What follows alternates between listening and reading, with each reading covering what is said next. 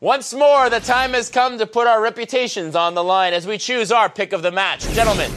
Just for the sheer piracy of it, I'm going to have to go with R. And you know, Jason, for once, I think I'm going to have to agree with you on something. I'm going to go with R2. He's played 3 times as many games as Medalon, over 3,000 matches. That is a lot of bang for your buck. More like bang for your buccaneer, am I right? Raj Joshi on the on-deck circle. Who are you going to pick? Well, it's a tough decision, but I'm going to have to pick the young chap from the very green city of Amsterdam. Why does that not surprise me? And that's going to leave me going with Chuck.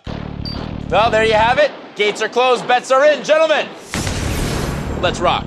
Tonight's matchup is between Medalon's GDI and R's Scrin on Riverside Rumble. R in the north corner starts off with a strong infantry rush by building a base defense and selling it and a barrack, so now he's got plenty of riflemen to play around with. Meanwhile, in the south, Medalon builds up a power plant and a foundry, launches that drone ship, and heads straight for the center.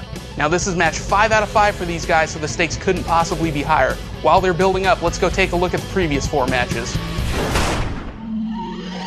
Medalon's secret shrine calls in 2 shadow teams. He builds a 3rd and sells the shrine for an even 4. They take out a power plant and a crane, but R's storm riders wipe out his harvesters and the power grid for the win.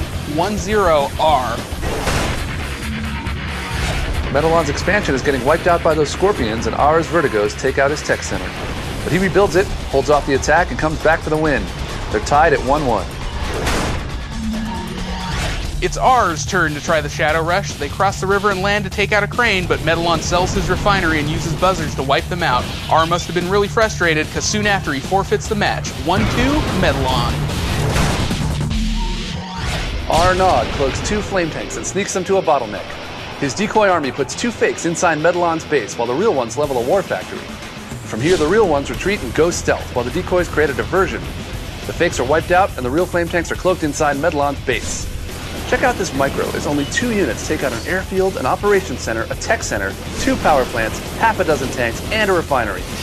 Finally, one goes down to a predator, but R's second flame tank escapes and goes stealth. He waits it out and levels the con yard, tying it up 2-all.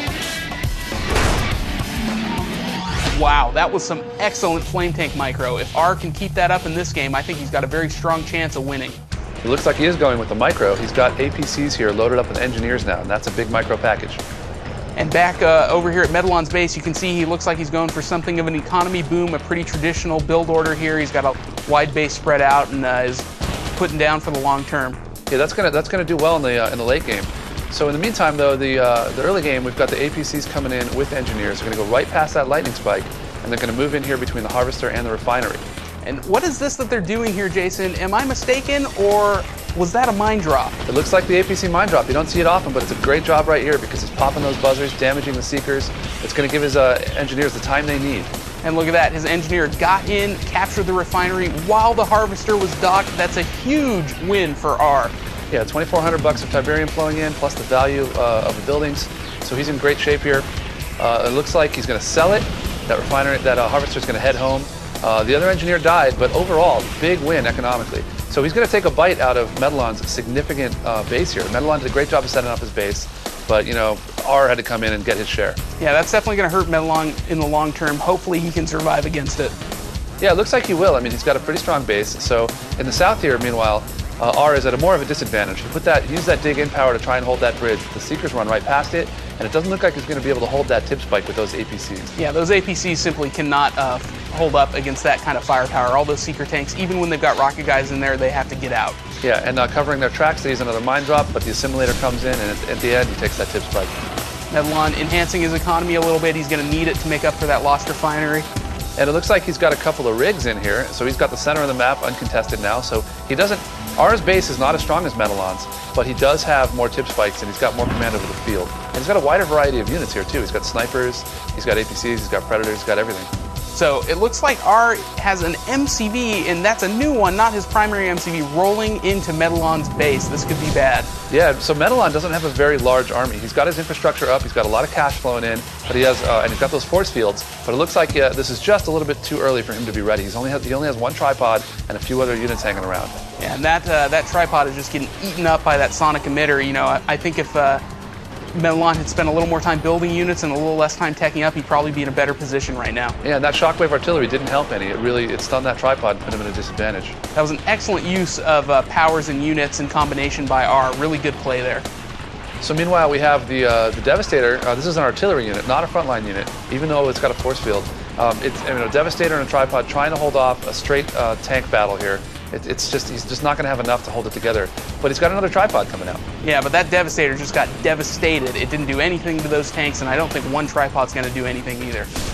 So it looks like this base is going to fall in the long run. He's got zone troopers coming in. Look at this. I mean, check out the variety of units that R is using. Medellin's long-term strategy, it might have held up a little bit better if he had just had one more minute to cash in some of that money on units. Yeah, R really went all in early on and is paying dividends now. You can see Medellin's just been on the defensive this whole game, and again, more excellent power usage by R. That's a big variety of stuff coming into his base. Doesn't look like he has much of a defense, and he surrenders.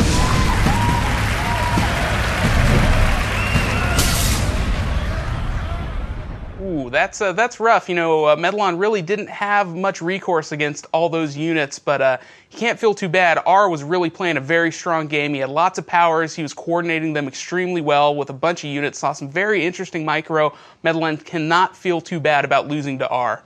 Medellin bet on the long-term sound strategy, straight up, teching up, force fields for his tripods. Normally a good bet. R was just a little bit too crazy for him, I guess. Great match. Jason, Greg, what do the stats tell you about this match?